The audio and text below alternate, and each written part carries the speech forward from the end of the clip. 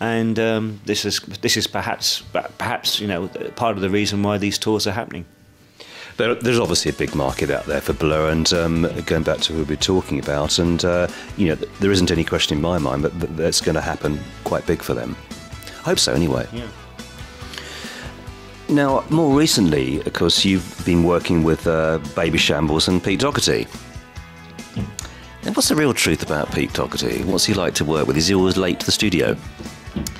Well, Pete is a wonderfully talented young man. I think he's a great songsmith. I think his way with words is outstanding, and unfortunately for Peter, and it's well documented, he's allowed other kind of things to take over his life, and what it's like a kind of fog that covers everything, and sometimes you can see this person coming through the fog that you feel is the person that is the real artist, and you really want to work with that person, and so I really took it upon myself when I first started working with Peter to try and cut through any kind of sycophantic kind of you're wonderful, you're wonderful, you're wonderful. I kind of told him how I felt about things, and I think he appreciated that kind of honesty, and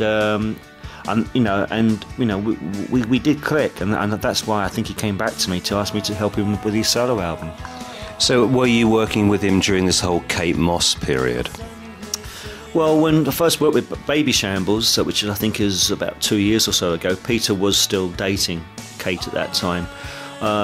She popped into the studio a couple of times, but I was really against that happening. I didn't want any of the paparazzi distraction. I didn't want actually any hangers-on in the studio at all, and I made that very clear.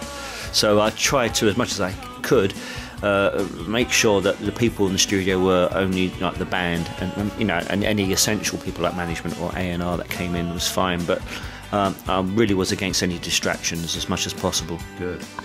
You see, to me, I mean, you hinted at it earlier on, I think Pete Doherty is very underrated as a songwriter.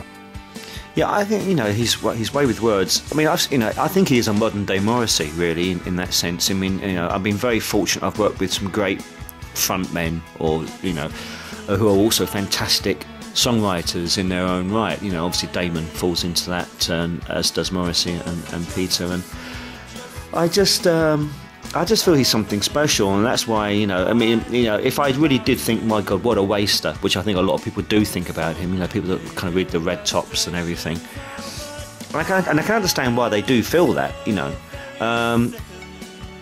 I wouldn't even, go near him at all. But I think there's something worth saving there and preserving. And I've got a lot of faith in him, and I'm just hoping that by people like myself working with him and people like Graham working with him, Graham Coxon, that Peter starts realising that there are, people are investing a lot of faith and love into what he does, and the best way he can repay that is to sort himself out. Absolutely. Now, Stephen, when we talked about earlier on about the whole comeback scene in the music industry, but there's so much talk about the imminent death of the major labels, maybe because of the whole download scene and whatever. I mean, where do you sit with all that? Well, what's going on currently with the big record labels? Well, it's hard, because I think everyone looks at big record labels and says, and kind of say, we don't need them. Well, it's rubbish, really. It's like with the anarchists saying we don't need a banking system, we don't need this, we don't need that. What's going to fill it? And the thing is that at the moment, everyone can have their own MySpace. Great. Everyone kind of got carried away for that for a bit. We don't need labels, we can give our music away. Great, but how are you going to live? How are you going to make a living? We just go out and tour and do it. Well, bands don't make money from touring. I can tell you, even when Blur were doing the Park Life tour, they didn't make money, because by the time they paid for all their production costs, the lighting, the backline, the hotels, the PAs, it's really hard to make money. And you don't get future royalties either from touring, you only get your future royalties from your record sales, and this is now disappearing so much because of this downloads scenario that it's frightening. And I don't want to see major labels disappear, because they are like the banks, as it were, to the business, to the system, and if there's no banks lending money, which is what they're doing when they're giving a band in advance, then it's really hard to get anything off the ground. So I for one really hope that somehow we manage to kind of bring this kind of downloading kind of situation under control, and make sure that artists get paid for their work. You know, it's not just the actual. When you're making an album, it's not just that period of time you're in the studio that is the work that's gone towards that album. It's all that from the very first time that guy sat on the corner of his bed writing that song. Everything, right from there, right through to it being made. All that work has been done. All that development's happened, and then you put it out, and someone says, "Thank you very much. I'll have that for nothing." And it's just not fair. It's just really not fair. So something's got to happen in that respect.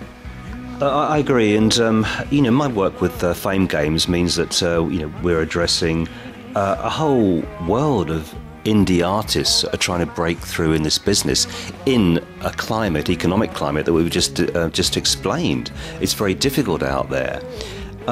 What advice do you have, Stephen, for indie artists trying to break through at the moment? And really, they're on restricted budgets. Do you think it's worthwhile them spending what budgets they have in finding the right producer? Is that important? Well, obviously, I mean, if you've got a restrictive budget, you have to balance it up to how much you're going to spend on the actual studio time, the quality of the studio time, obviously whether you can get a producer involved or not. I mean, producers like myself tend to be quite flexible. You know, I don't have a set rate, said that is it. I mean, obviously, if I'm working with a band on a very small label, I will, you know, budget accordingly. So it is important, though, I think, at the end of the day, to, you know, to budget and accordingly, but do spend money on a good quality recording. And I don't mean it has to be glossy and absolutely, you know, shiny and everything, but it has to be the right type of recording for you and your act. But having said that, you know, this is what we need in the majors. You can have a great recording, but if there's no one there doing the marketing and promotion on the other side of it, you know, it can just fall at the first hurdle. You see, this is what I always say to indies, and I hope they get this, and I keep trying to explain it, that it's not... there's nothing odd about this, that the big major labels still have the marketing budgets. I know that for a fact. Do you agree with that? Yeah. So, you know, it's okay. You can record in your bedroom if you want to. You can get noticed, but please, the big money to make that album work, to get it across the world, you're still going to need these big budgets. Absolutely. I mean, the thing is, and I think most probably what will happen is that you get a lot of small independent labels, and they get to a certain level, and then they have to kind of get involved with the machinery of a larger label, and it can happen quite well. I mean, you know, it's not unexpected, and it's not rocket science. It's a certain point where, I mean, obviously the internet helps. Okay, we all know we can now, a small label can set up in Michigan or set up in Doncaster here in the UK. You know, you can put something out on the internet and it's heard by everyone. But obviously, great. But somehow we've got to kind of create something where people actually want to buy it, and then so you do need to promote. I mean, for instance, when the Arctic Monkeys first came out with the MySpace, you know, kind of scenario, that was wonderful. It was new and exciting, so everyone got carried away with MySpace. We can promote through that. But now there's so many MySpaces. It's like, where do you start? You know, I mean, there's okay, ho hum, you've got a MySpace for your band. So what? Big deal. It's become like it's not anything exciting anymore. And so, you know, we still need to think of ways of promoting and packaging albums and things that are interesting and new. And I suppose what's going to happen now, which is you're going to get these things like artwork included, or special packaging, or a DVD, like we did with Peter, a lot on the making of the record. And I think that's great. And at least then it might entice the buyer to go out and actually choose to buy your record rather than someone else's.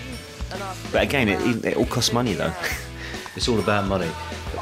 Stephen, thank you ever so much for coming on to FameGames. I really enjoyed talking to you.